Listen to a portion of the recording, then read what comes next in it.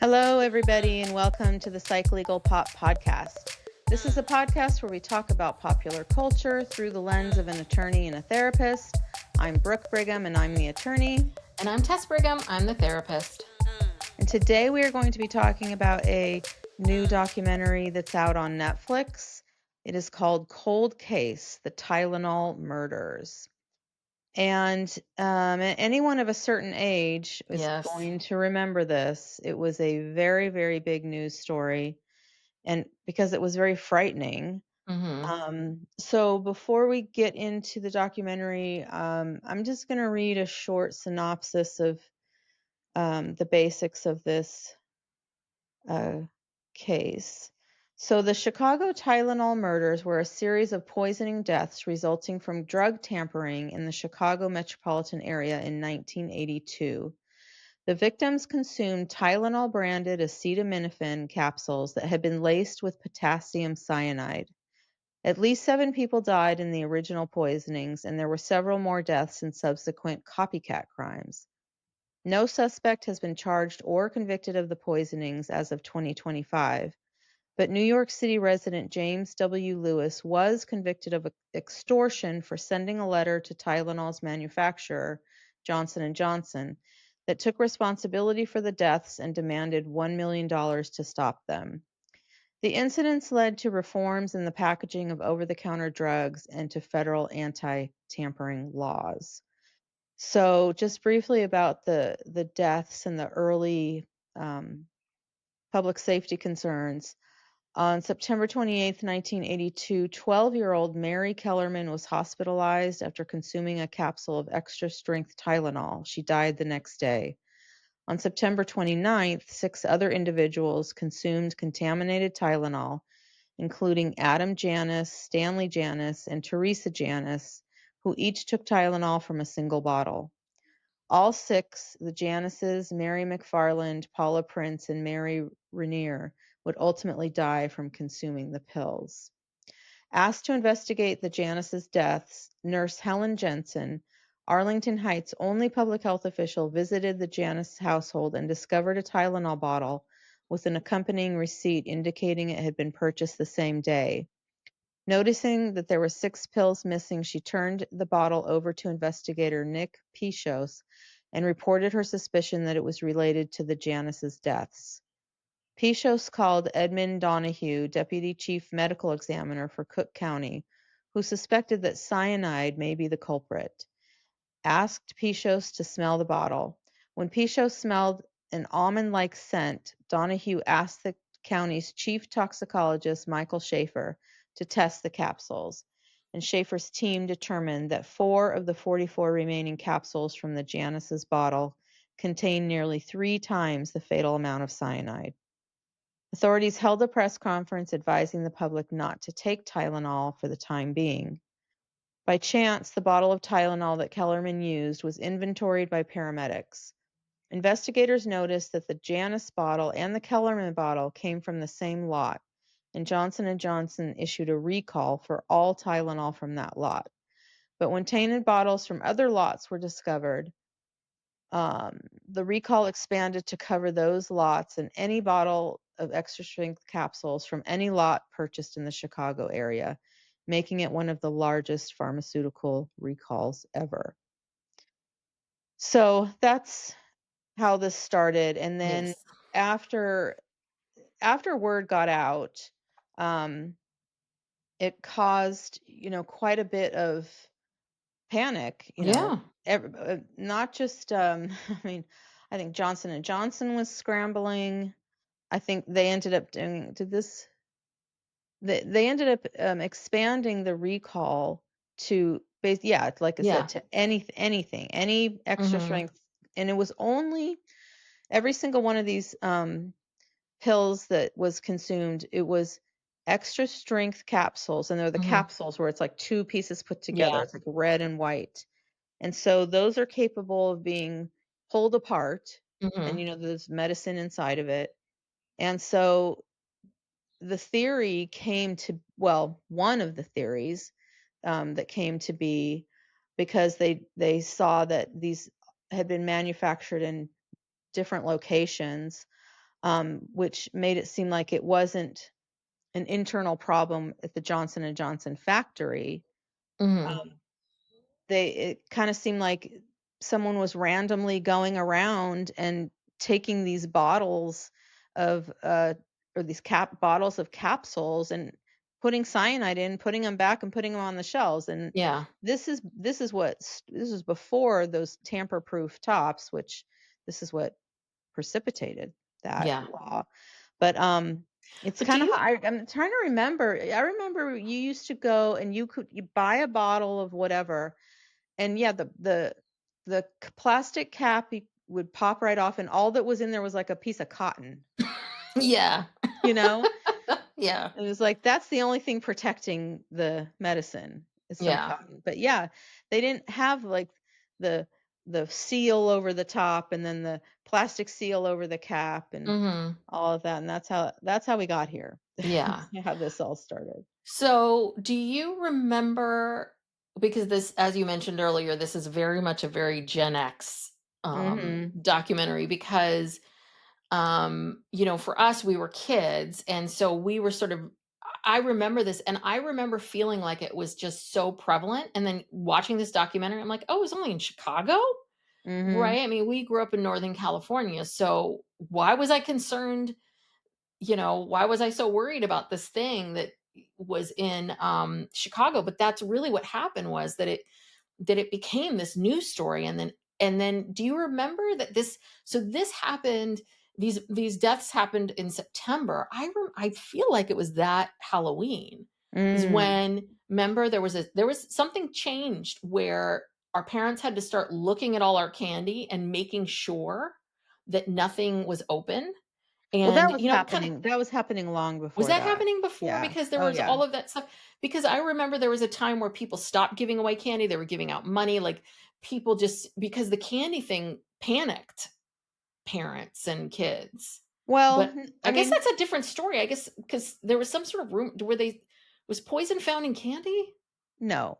Here's Okay. the thing.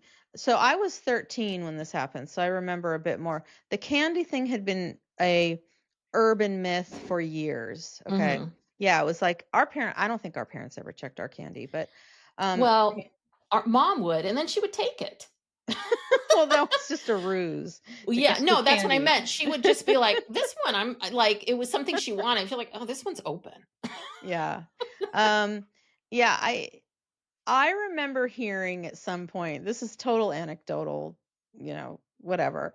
But I remember hearing that there was literally never a case ever of razor blades or pins or whatever found in Halloween candy. Like there's no record of that Mm, ever happening. And there was a report that was put out by the like American Confectioners, Association because it was mhm. giving Halloween candy a bad name. It was yeah, Yeah, like yeah. people didn't want to give it out or whatever. So I don't know, but that had been happening for a while. But this Tylenol thing was the first time where there was any drug related tampering Mhm, that people that I was aware of, or that I mean, it was very mysterious because, like you said, it did seem to be concentrated to this one area, although there were other people mhm, outside of the Chicago area. But I think what happened was they did that recall so quickly, and word got out so quickly. It was on the nightly news. It was the biggest story for mhm. weeks and months. And so you couldn't get away from it. So everyone was just throwing their Tylenol away and not Yeah. buying Tylenol. And so by getting it off the streets, so to speak, like so Mhm, quickly, it prevented any more deaths. And but also what they said was there were obviously other people who died from it that they just couldn't trace it to or didn't know. mhm, Like if you were elderly and one day you just died, someone mhm. found you dead, they didn't think anything of it. They're like, And "Oh, they just died." And they didn't test for cyanide in autopsies. That was not a yeah, standard that's, procedure. you have to ask.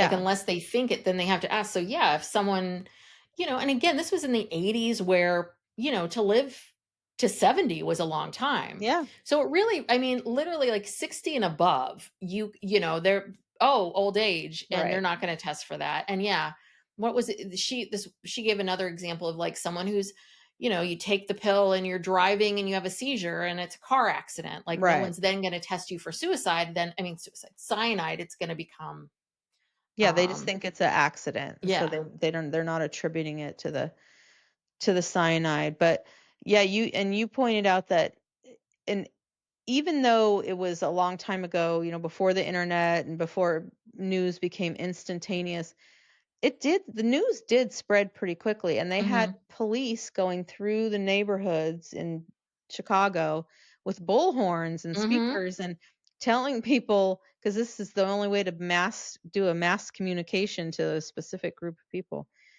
telling people, if don't take Tylenol, and da, da, da. So Yeah, I thought that was really interesting. I was like, "Oh yeah, this is how else do you get information to people?" And people were mhm. going door to door, like Yeah, volunteers were going door to yeah. door, like, "Hi, do you have Tylenol? Don't take it." I Mhm. mean, so that to make sure that everyone had the information. But it's funny because you think about that of what would happen today, right? Everyone would have the information very quickly. Mhm. But back then everyone did get the information rather quickly because everyone did tune into the news. So I Yes. mean, I think as long as we've had media, there has always been this place to get instant information on Right. some level. That's Um, true. The you know. nightly news, it was an institution. It was in our house, five Oh yeah. o'clock. The nightly news was on, and Oh yeah. you'd watch like, I don't know, half an hour or an hour of local news, and then they do the world news with whatever network, Peter Jennings or Tom Brokaw or whoever, and then they'd go back and they'd be like another half hour of local Hmm. news. So you had like a couple hours every night where people tuned in to see what was happening. Plus, there was 11 o'clock news. Remember that? Yeah, Like, so yeah, if something happened between 5 and 11, they could right. then report it again at 11. So, yeah, and then there was morning news. So Morning there news, was, yeah. we really Yeah. didn't need 24-hour news coverage. It was the last thing that No, we ever I needed. guess if something happened in the middle of the night, you just had to wait until the morning to find out. But Yes. we all Yes. survived. But, But, yeah, but this really started, so this was the impact of the Tylenol murders, which I think is it was a couple different things, right? Obviously, the packaging and how, creating all these safeguards, with the packaging, but also I feel like these Tylenol like, this was sort of this first time that I remember where right, this sort of known institution, this product that everybody mhm, uses, collectively, there's a problem. And I think what is also scary for people is always these mass murder, like these kinds of situations where there's no rhyme or reason. mhm. That is always scary for people because if it's someone's partner or if it's a relative, you could be like, well, that's not my situation, or I would never pick that partner, or I wouldn't do this, or I Mhm. wouldn't do drugs and go into that neighborhood, like whatever it is. But this is one where it's a little bit like, yeah, how do you prevent this?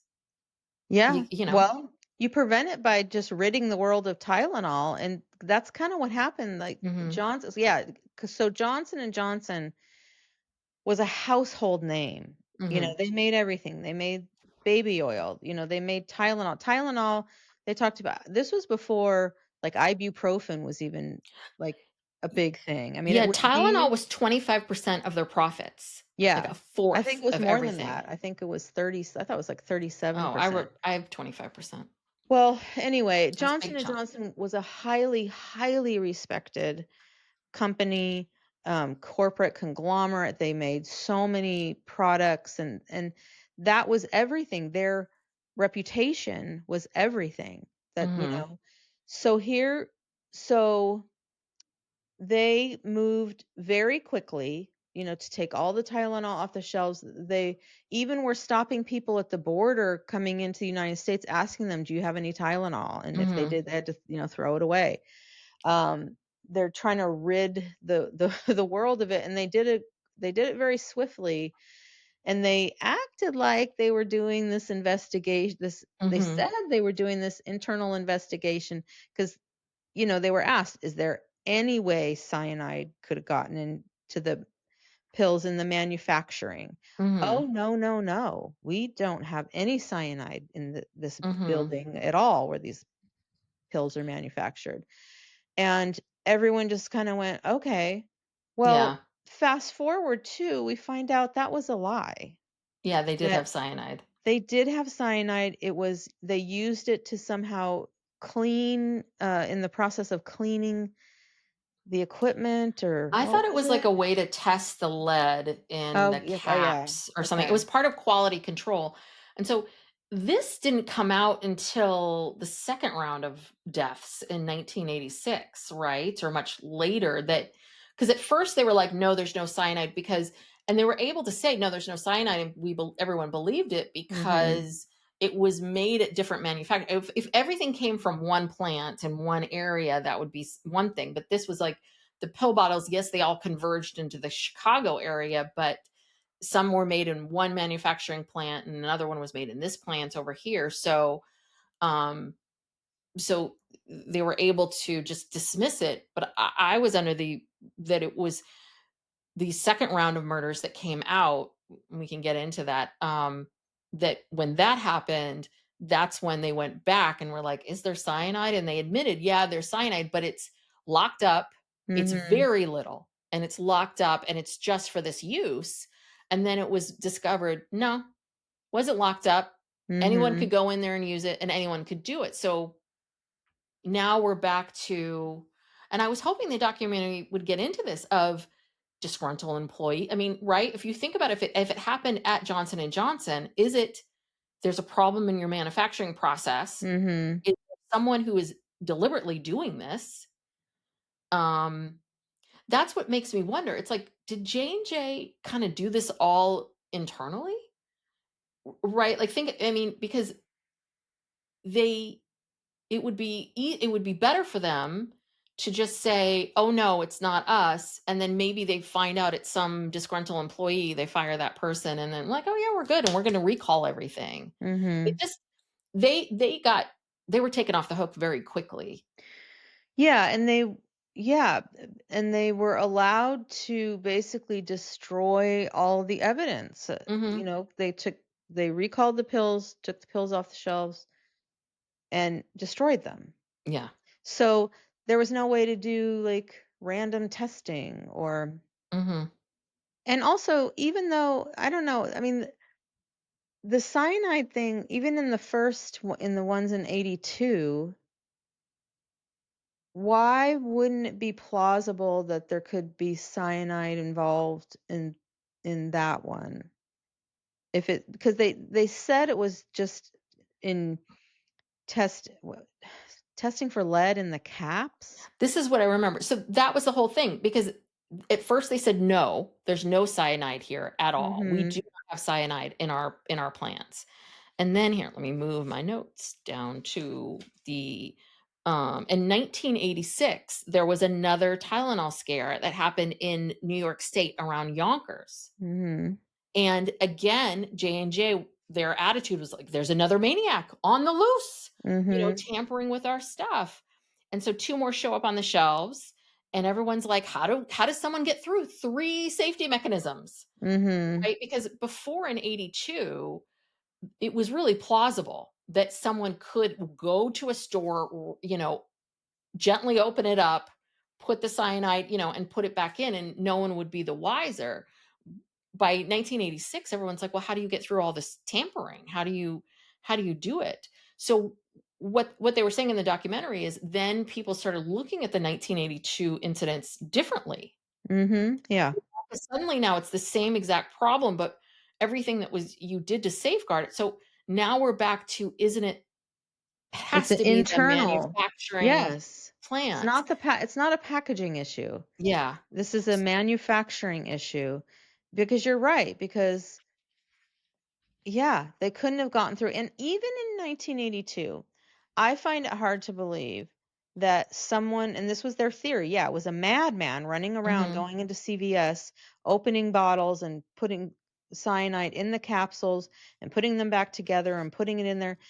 You know what a mess that would make? Like, you know what an ordeal that would be, You can't sitting do there? it at the store. Do you know what I No, mean? no, Yeah. you can't. And also, even doing it, even if you bought a bunch of bottles or stole them and left the premises and went and did your thing and brought them Mhm. back. and it happened that many times that it got out to that many bottles that this many people ended up Mhm. taking that's a lot of work, and that's a lot of going in and out of the store, and, they had security cameras in there because Mhm. they had a shot of the woman, that one flight attendant woman, or the woman, or was it the new mom who, was in the store buying the Yeah, this Tylenol. was the flight attendant. Okay. Yeah. So they had security cameras. They would have had security cameras of someone in there acting suspiciously, like putting, bottles back on the shelf. I Mhm. don't know. I just got this gut sense watching this that this madman theory makes no sense. It's not plausible, and it had to Yeah, be internal. It was inside the because manufacturing plant. what they're saying, right, and this is said more to the end of the 3rd episode, what they're really spelling out is J&J, what suspect is allowed to do their own investigation? Right. J&J, they should have been looked at, and it sounds like what happened was that it was just like J&J went, "No, we don't have any cyanide. We're good, but, that's fine. We'll just take all the pill bottles back and we're all good." So, yeah, Yeah, we're just gonna throw these away. yeah, we're good. And I have to say, if you wanna know, like, if you I think that this whole J&J thing, whoever their branding person, I know brands wasn't a thing then, but whoever their PR branding person that put together this strategy is pretty genius. Because Mhm. what they did, which I think was so smart, is instead of making it like we're this big bad corporation and we've done something wrong, it was like we are victims too. This madman is out there, and here you have Tylenol and you trust us. And now this madman is making you not trust us. So you need to keep trusting us, right? Yeah. I mean, that was the whole thing. It was all just about, and it was very smart because it made it um, so that we weren't mad at J and Mhm. J. We weren't, I do often wonder in the world that we live in today, what would this be like? Because back then, I think there was a lot more,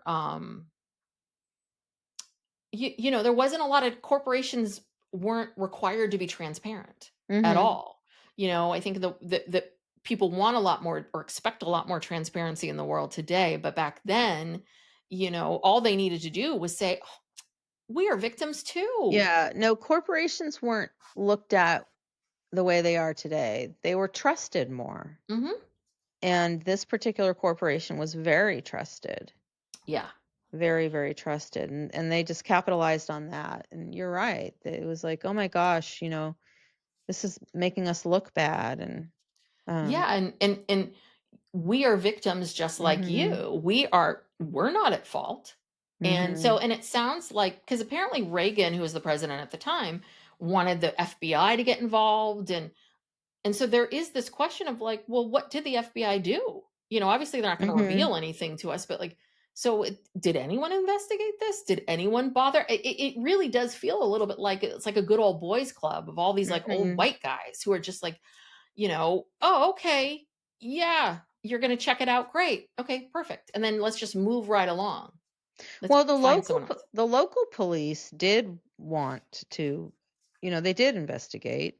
Hmm. They did want to find someone responsible, and they zeroed in on this guy. Yeah, let's talk Um, about this guy. This was quite the story. yeah, what is his name again? Well, he has a couple different names. So the first one was Robert Richardson. So basically, what happened was after the 7th person passed away, that was Paula Prince, they formed a task force and they get this letter from someone who says, it's an extortion letter, which is, you need to give me $1 million or there will be more killings to follow. Mhm. This is my address. Like, this is the bank account Yeah, to deposit send it into. here. Yeah. So they traced the account. They felt like it was a legitimate letter because some of the details in the letter were things that weren't in the public, that this person seemed to know a lot about what was going on.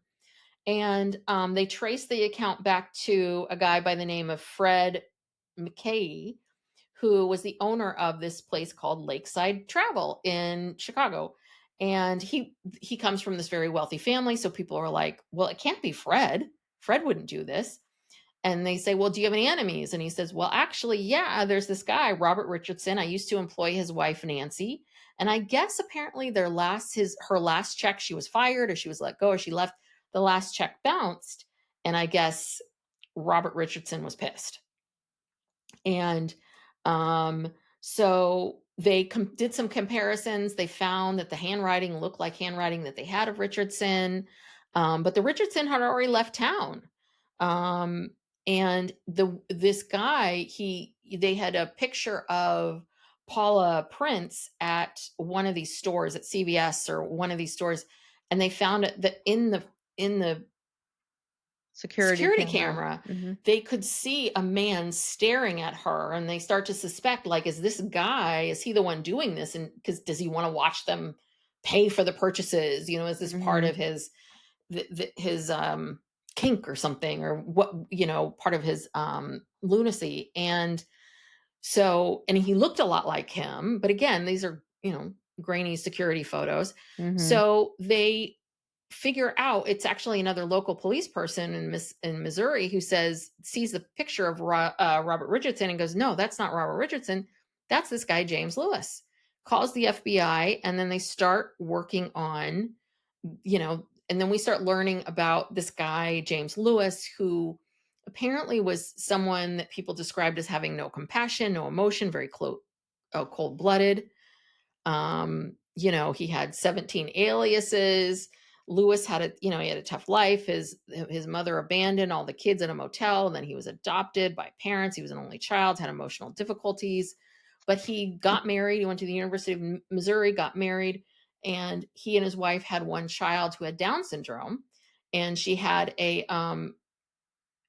basically what happened was that she died at age 5 because she had this, I guess it was this Like a heart defect. heart defect, and I guess whatever the materials that they used were J&J materials. This is one of the things they suspect with this guy is that, and he blamed J&J for the death of his daughter 'Cause it failed. because it It was like failed. a Yeah. patch that was patching a hole in her heart, and it failed, and she died, and so he has this vendetta against Johnson& and Yeah. Johnson. So, and in the documentary, we meet James Lewis. So that always makes you go, okay, this is interesting. What did you think of Mhm. him? Well, he's an odd one. He, Mm-hmm. is very creepy looking and Yeah, creepy, those teeth. Oof. feeling. It's just, yeah. He's strange, talks weird. Um, and also the fact that he was willing to talk and he kind of seemed to want to be Mm-hmm. involved in this, but yet he wasn't. He's saying, I didn't do anything. Yeah. Well, then why are you here? Yeah. His whole thing was so weird. I mean, in terms of the Tylenol murder part, right, he was eventually convicted of extortion for writing the letter, because that is illegal, making threats. And he Hmm. was given 10 years, which was the maximum. And it sounds like he served all 10 years. It's federal Hmm. prison. And but that there were some other things that were surrounding him that were very suspicious. We get into this whole story about this guy Raymond West, who was a neighbor of his. So we learned that James and his wife started a tax service, and the oddest thing is that everybody, there were 5 or 6 victims of identity theft, and guess what? All of them had their taxes done by the Lewises. Hmm.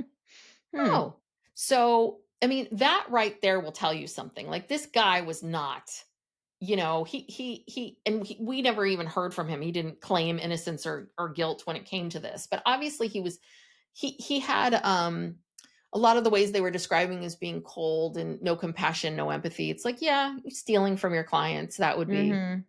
lack of empathy, lack of, um Now, understanding. what was his connection to the guy who they found dismembered and That's Ray West. So Raymond West was his name. Raymond West was someone who, I guess, with when their daughter Tony, the girl with Down syndrome, his daughter, when uh-huh. she was young, I think that Raymond West took an interest in her or the family. It was a little strange of, like, he kind of showed up one day, and started asking questions and then wanted the Lewises to handle his taxes. And so apparently, I guess maybe he did handle the taxes. So Ray West said that he thought James was strange, and then all of a sudden Ray disappears. This is Mhm. July of 1978. And then they find, so, he's got family and they're trying to figure out where is he. They found a note on his door saying that he had gone away for a while, but it was in Lewis's handwriting. And so they finally went into his house and they find, blood seeping down from the ceiling. And they go up Mhm. into the attic and it's Ray West dismembered Mhm. and different up in the attic. Mhm. And they did find in his house, they found hairs on a soap that matched um Lewis and Lewis, his yeah. DNA.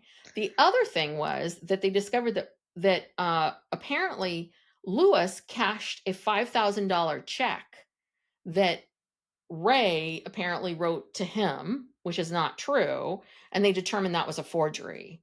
And, even when Lewis was talking about it, he was like, "Oh, well, I needed a short-term loan. I was going to pay it back." But no sort of like, "Yeah, but you still stole it." He didn't know that you were going to take money from him, even though you saw it as a short-term loan. Yeah, I just at this point in the documentary, I had a hard time understanding why they were doing such a deep dive Mhm. into James Lewis when it turned out to be a dead end. Yeah, spoiler alert, because we do spend a lot of time with him. Now, the minute he showed up in the documentary, I was like, "Oh, okay. I don't know if maybe this it's going to turn out that it's not him Well, or obviously he'd something be in like that." prison if Yeah, that's true. if it was him. But it turns out, so they could not convict him because it looked like James had maybe done this. Like a lot of the stuff pointed. But he did a lot of weird, bad stuff, but how was he connected to the Tylenol? He wrote the extortion letter. Right. So But he already had, so Lewis already had the stink around him because of this. He was, the number one suspect in this murder. They could not convict him because he was never read his Miranda rights, so everything got thrown out. So he walked away. Um, but when they did go into his house, they found a lot of other evidence, and they found the extortion letters, and that's his connection to the Tylenol murders, was that he claims he did not hurt anybody, but that he, like, these Tylenol murders are happening. I'm going to jump on the bandwagon and write an extortion letter, and then essentially set up my enemy Fred to take the fall. right, but the extortion letter happened to be he took advantage of this Tylenol Yeah. thing but there was no evidence whatsoever that he put cyanide in the Tylenol. You know what I mean? So because Yes. the ultimate mystery here is how did the Hmm. cyanide get into the Tylenol? And so I really just felt like it went out on a limb. And it's like, yeah, I understand that this guy's a weirdo and he wrote the extortion letter to Johnson and Johnson, but this gets us nowhere with Yes. who put the cyanide in the Tylenol. So Yes. I felt like they could have cut all of that out, quite frankly, or maybe condensed it down to about 30 seconds that, there was this ancillary thing over here. Mhm. 'Cause yeah, he never went, after that, never went to jail or was convicted of anything, and then he just died. Yeah, well, he was the number 1 suspect in a rape. But Um, again, it's yeah, again, had nothing to do with that. yeah. I think they were sharing all that information as a way of showing you, like, listen, James is shady. He's super shady, but you're right in the sense that maybe it was the way the documentary organized it. This is what I wish these documentaries would do, Yeah, is this I is wish they would irrelevant. organize things a little bit better, because it becomes very confusing. Because what I end up doing is, I mean, I have 11 pages, 12 pages of notes, because I don't know what's important You and don't what's know not what's important. relevant. I don't know. Yeah. Yeah, I don't know what's relevant to what we're talking about. And it would have been nice if they just said, "Hey, let's meet James. He was and still is considered the number one suspect, but he was never convicted. Let me tell you a little bit about James. Like, tell us what James's part of the story is." And I Mhm. understand they're trying to, like, create mystery and where's this going? And then, the end of the first episode into the second episode is the reveal of, oh, we've got James here as part of the documentary. And what are we going to learn? And all of that. But yeah, no, you're absolutely right. A good third of this three-part documentary is devoted to this guy, Yeah. James, who has done a lot of bad stuff, Right, not but a good time. nothing related to the But mystery of the cyanide. yes, the only thing that he was truly related to was the extortion letter. Yeah. And then they interviewed him again towards the later part of his life. And apparently he said something that kind of tripped him up a little bit that made it seem like, oh, wait a second. You seem to know about these, like that he wrote the letter before all the information came out on the news. Like, how would he have known all these things to write the letter if he wasn't really the killer? But he kind of backtracked that. So I, I guess I wonder, it's a little bit like, it feels a little bit like the filmmakers felt that, um, I don't know, that they had to talk about this guy because this guy has always been the number one suspect of law enforcement and all these agencies, and that he's but But why couldn't don't you think at a certain point law enforcement saw that this was going nowhere and this they had no proof that he I don't know, I felt like the law enforcement got really hung up on it too. yes, They yes, and should have that's been part of the yeah, problem. they should have been going in a different direction. Yes, they got very And stuck on him. yes, and because this is a unsolved case, Mhm, I think they just put all this in just to make a longer documentary. And again, this is one of my complaints about documentaries is that, you know mhm. what? There's a art in telling the story in a concise way, and you don't need to make it 2, 3, 5 hours and put in all this tangential stuff. It's just confusing. Well, yeah, it's interesting because it's almost a little bit like we're talking about law enforcement is stuck on James Lewis. Well, so were the filmmakers. Yeah, You guys were doing the exact same thing that they're doing. So exactly. why? Why, Because why? it was a juicy story. I mean, God, you got someone being dismembered. You got, I mean, look at all Yeah. this. I mean, it's bizarre. Yeah, His yeah. childhood, his daughter dying, like all of it. This man's life is just a train wreck. Mhm. So yeah, but they didn't need to put it in. And again, I thought it was confusing because I kept thinking, well, what does this have to do? Does this have to do with? Am I missing something? Well, yeah, and they kept coming back to him. So then it was like, oh, okay, the extortion letter, he does the 10 years, he comes out again. So we hear about this rape that he's accused of.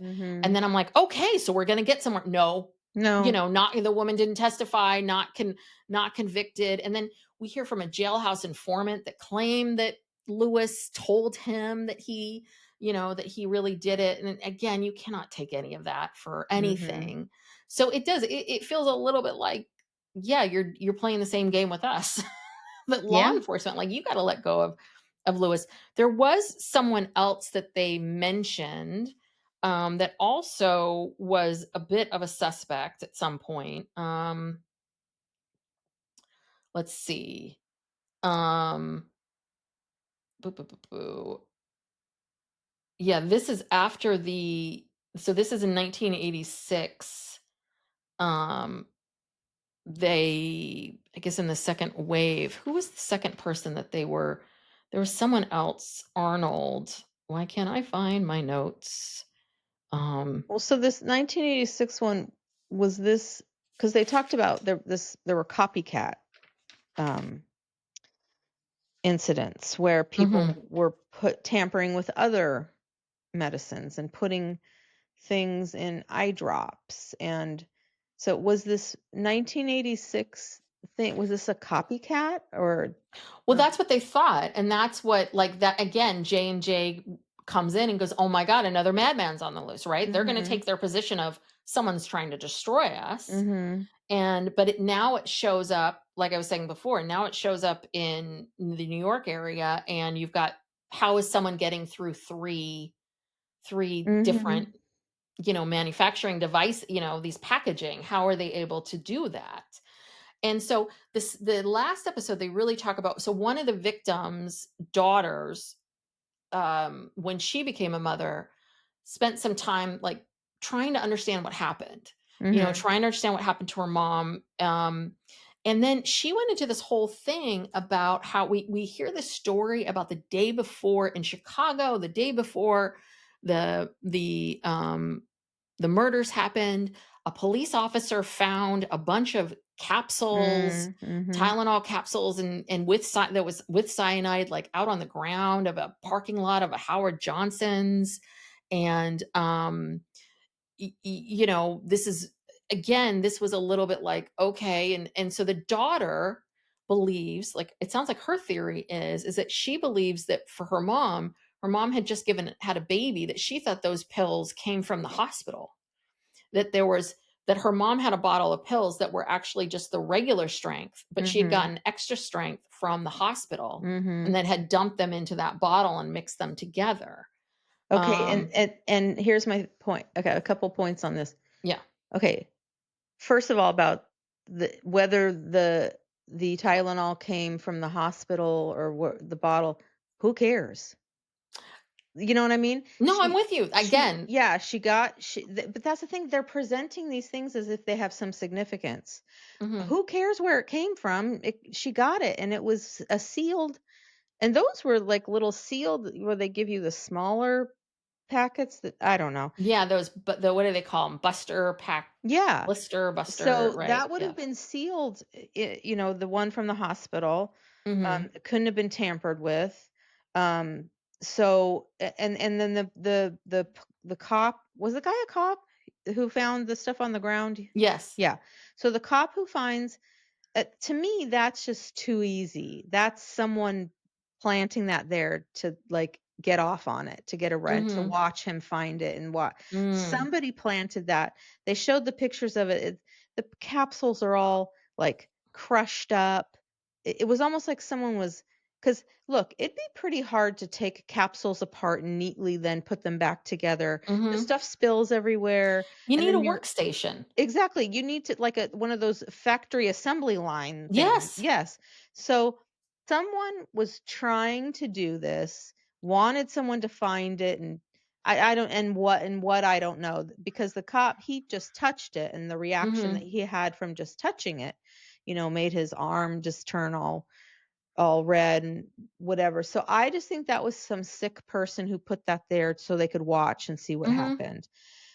So again, you look at that, if this is like something in isolation, and they just keep throwing these things in Yeah. here, like, oh, and look over here, look what happened Mhm. here. So by the end of it, you're like, okay, I think if you ignore all that extraneous stuff, what you come back to is either there was a madman out there Mhm. poisoning stuff, or it came from the factory. And like you said, by 1986, they had the tamper resistant whatever. So you can't be going to CVS and like, Mhm. d- so again, it is the manufacturer, and the manufacturer actually lied about having cyanide Yes. and the circumstances of the cyanide several Yes. times. So Yes. I really believe it was internal. It's Johnson and Yeah. Johnson, and because they were such a trusted brand, and they were so, oh, poor us, and they recalled everything and just destroyed everything. They got away with it. Yeah, and I think that nobody was it sounds like no one was really poking holes in anything. Mm-mm. Why in 1982 you got all of these people that are involved in the case? So why isn't anyone saying, "Hey, why are we letting J&J do their own internal Right. investigation? Why aren't we stopping?" I mean, it didn't happen then, and then 86 comes around and they're like, "Well, yeah, sorry, we actually do have cyanide, and but it's Mhm. all lock and key." And then they find out, "No, it's not. Anyone can get to it." Yeah, the other guy that I mentioned was this guy Roger Arnold, which is also, you're right, another sort of side A story where red it's this herring. Yeah. a red herring. He's someone who got cyanide shipped to him, and he had chemistry sets and weapons and stuff, but again, nothing to prove anything. Um, and and then Roger ended up killing somebody that he thought ratted him out that had nothing to do with any of this stuff, and Mhm. apparently he wasn't. I mean, that part's really really crazy, but Yeah. um, so yeah, there's this investigation was problematic from the start. And then So then why didn't they do a different kind of investigation in 1986? Okay, you realized your mistake. This keeps happening, but it sounds like 86 rolled around and it was still a little bit like, but it's not a lot of cyanide and it's under lock and key. So let's just Mhm. let them investigate it again and just blow this, push this away. Because in 86, I don't remember reading anything about another huge recall. Well, you'd think Maybe they did do a second recall. if there was But anything again, they're found. getting rid of all the evidence. Right.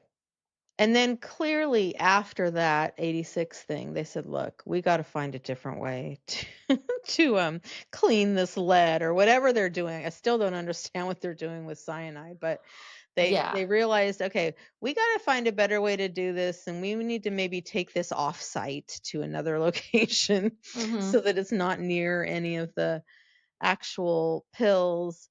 And, they got it under control, but I truly believe that this is all just negligence on their part. And also, I mean, w was there a federal investigation done?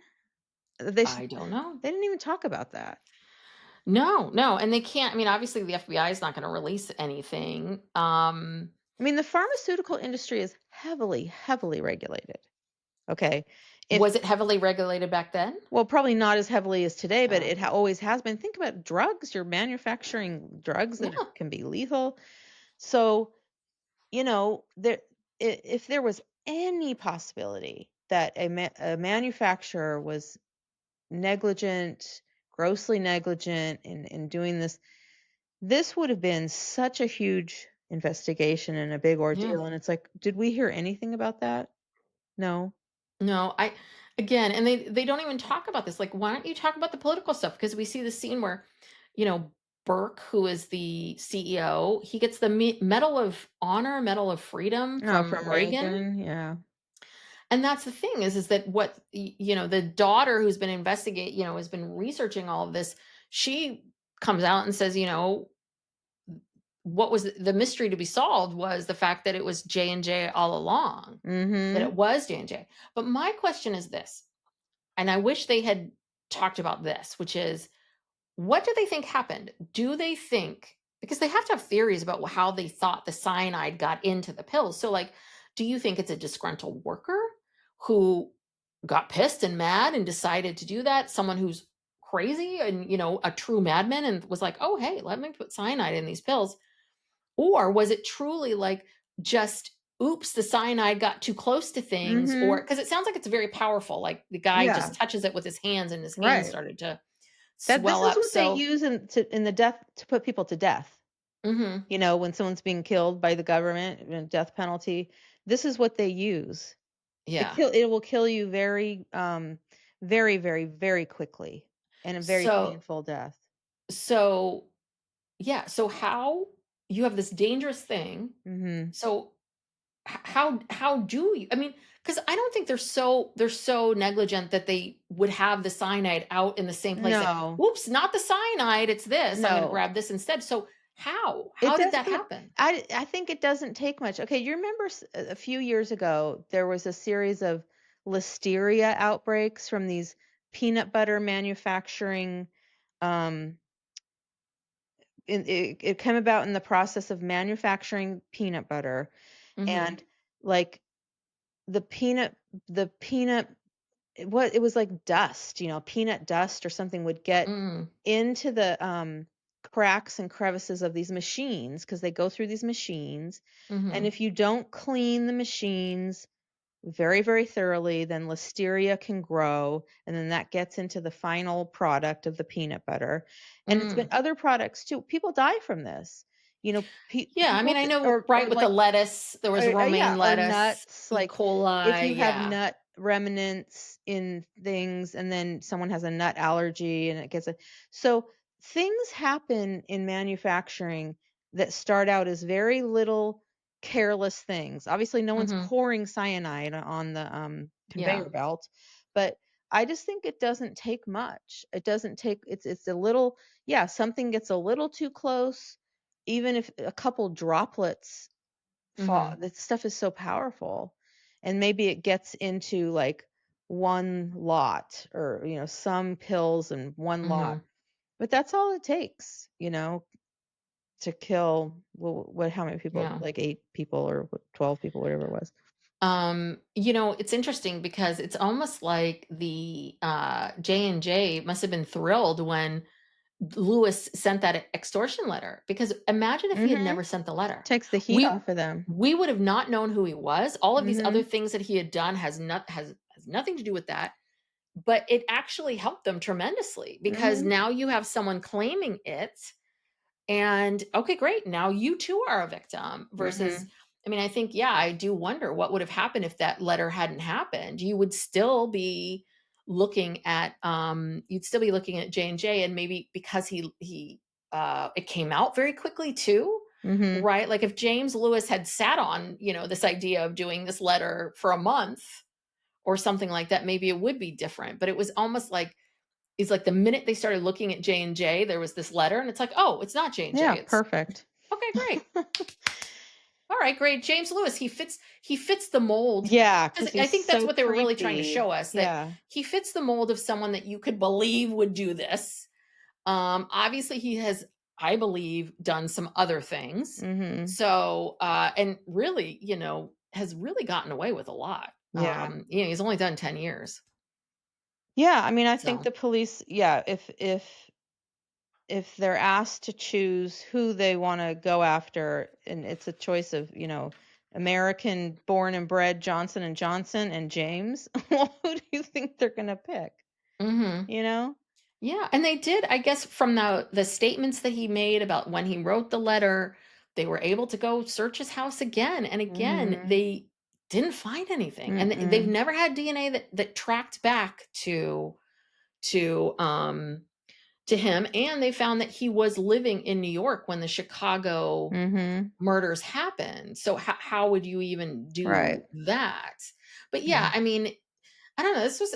The more that we talk about it, like now that we're talking about it and processing, Mhm. I'm realizing like, yeah, I had a lot of high hopes for it in the beginning of the documentary. I was Mhm. like, because I was talking to you about it after I watched like the first episode and a half. Because I kept thinking this James Lewis guy was something was gonna happen with him.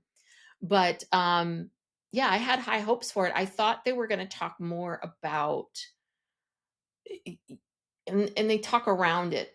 I thought they were gonna talk more about how this impacted again, manufacturing, what the expectations were. I mean, again, Yeah. people like, back to the candy thing, like I really feel like before all of these things, like, people started really checking. There was all of these rumors Yeah. and ideas, urban myths around someone being able to poison something in a package. Well, again, we tend to think that, oh, we're so technologically evolved, and I'm telling you, still in 2025, people die from things that happen in the process of manufacturing food Hmm. and drugs. It happens, and Yeah. we're not as far along maybe as we think we are. And yeah, and you go into like the meat processing plants and like Hmm. all these places. This is a messy process Yeah. of making food. And yeah, and the machinery, and if you don't clean the machinery, it's the same with drugs, because it's the same kind of process. They have to mix the stuff, and then it goes into the Hmm. molds, and it's going on a conveyor belt, and I don't know who knows what's going into these products. I don't even know. So I think it's hard for us to believe that this something so tragic could happen. And but if you whether it's drugs or peanut butter, Hmm. that people can be killed by modern manufacturing. Yeah. you know Yeah. it's hard to, Yeah, yeah. yeah. Well, anyway, I just wanted them to talk more about like the psychological impact and how people Yeah. saw things, and because I remember this, like I remember it so distinctly, and I Yeah. don't I mean I don't remember being like acutely scared or worried, Mhm. but it was, being in grade school, it was shocking, Well, you know. because they sold everyone the narrative that it was a madman going around doing Mhm. this. And what are the chances of that happening at your CVS. You know what I'm saying? Like, this is a remote possibility. So that's very different.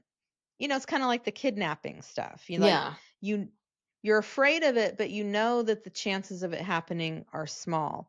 But the chances of it happening are much larger in this context if it's this big corporation who's shipping out, you know, Mhm. that this they're manufacturing this stuff that's contaminated, and then they're shipping it out. And that wasn't the narrative. The narrative Yeah. was these are isolated incidents of a madman, Mhm. and we've gotten rid of all of it. And we have this tamper-proof thing, so it can never ever happen again. Mhm. And the guy that we believe did it is behind bars, Mhm. right? Because he was behind bars. He was Yeah. behind bars, I believe, when the '86 stuff happened. So I mean, Yeah. that's the other part of it too. I don't remember the 1986. I didn't realize that there was another wave of people. Well, I think I I was didn't remember that either. You mentioned the 86. Yeah, well, that was in the documentary. I Oh, mean, okay. Yeah, I don't remember that either. And I don't know. Again, how is that possible if you've got the tamper-proof mhm, stuff in place by then? It's yeah. not These possible. the other thing that I thought was, like, they interviewed lots of former police, and maybe someone, I don't know if there was anyone from the FBI, but lots of different police, but they did and reporters, but they did interview 2 different people that wrote books about the Tylenol murders, and it was like, "So what was your book about? Like, Mhm. did you spend the whole time talking about this James Lewis guy Yeah, too?" because that's a Because dead it was end. like, we have 2, I mean, and these are just 2 of the books. I think there's probably many, many Tylenol murder books. Mhm. So, how could it any we write all of these books, like, none of them talk about J&J's responsibility, or Mhm. none of them, like, I would think that at least one of them would have been about, "Okay, it was J&J, and let me tell you, I did this investigation, or I'm an investigative reporter, and I'm gonna tell you exactly what I came up with." I don't know. Yeah. That part was weird. I'm not buying it. I think Mm. it was an inside job. Not Yeah. intentional, but negligent. It was negligence. Yeah. Human error. I don't know. Yeah. Listen, I could go with that, or I could really go with someone, like, maybe not intentional, but just screwed up, picked the wrong bottle, picked something up, Yeah. Yeah. you know, and then didn't realize it, or realized it and kept their mouth shut. Or did J&J find them and fire them? Like, we don't even know. We have no idea, because they weren't as transparent as they made us to believe. Apparently the Mhm. company was run, like, very Yeah. tight-lipped. Yeah. Well, So that's corporate America. yes, yes, and, even then, back then, though, these CEOs, they weren't making the kind of money that CEOs today make. No. I mean, that's the other thing too. Corporations did feel very different, because these guys weren't the gap wasn't as Yeah, they huge as it weren't is seen. today. I don't think corporations were seen like as being evil like they are Mhm. today. And they were again, it was a trusted American brand, and Yeah. nobody would ever think that this was because of their negligence. I don't Yeah. remember hearing anybody, blaming them. But although I was 13, how close of attention was I really paying? But I wasn't paying that close of attention to the nightly news. Yeah. You know what? It's just another Gen X, like, one more thing that was dumped on us, Yeah. and basically, like, yeah, madman's poisoning medicine. Good luck, kids. Bye. I don't know what Someone if you have a headache, I don't know what you're gonna do, but tough it Yeah, but out. make sure that you don't get kidnapped, and drugs are bad, and you're gonna die of AIDS. Okay, Right. good luck. Go to school now. So you can learn more about how awful the world is, because But no, Lord there's no trigger knows. warnings, no Oh no God, no. validation, no nothing, not one iota of it. It's just like, moving on, moving on. Yes, yes. Okay, well, thank you everyone for joining us. We have documentaries. We talk about documentaries like this, Mhm. whatever's, happening or we're interested in every Thursday. We are covering And Just Like That, the new season 3. Mhm. Those episodes drop on like Sunday night, Monday morning ish. And then we're finishing up. We have, oh gosh, when this comes out, one more episode of Sister Yeah. Wives, the one-on-one part 4. So that'll drop on Monday, and then we're not sure if we're going to replace that with anything for a while. We might just do it just like that, which is, tune in for that. It's Yeah. interesting. We're having some interesting Yeah. discussions about midlife. Yes. If you speaking of Gen X, Yes.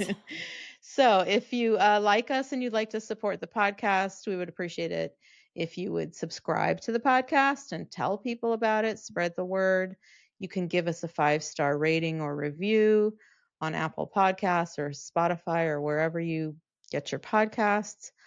And if you really like us, we have a Patreon where we do a weekly bonus episode where we talk about popular culture topics that are happening in real time. We talk about our own lives a little bit. Sometimes we sprinkle in a little politics, but not too much, unless it's a really bad day. Mhm. It could maybe be a lot of politics. But don't let that scare you. And then we have a higher tier where you can get a monthly true crime bonus episode and a monthly Ask Us Anything episode. So check that out on Patreon. We're also on YouTube. You may be watching us Yes. on YouTube. If you are, hello. And we're on all the social media channels, TikTok, Facebook, Instagram, Blue Sky. We're not on Like, X. what's another one? Okay, there's I that know. one, and I'm there's trying that to one. keep I track. know. Trying to keep track in my brain. So, It's a lot, hey, we remember, we're part of the Tylenol thing. That means we're old. yes, we have a little bit of brain fog Yes. sometimes. So, anyway, thank you so much. Hope to see you back soon. Bye. Bye.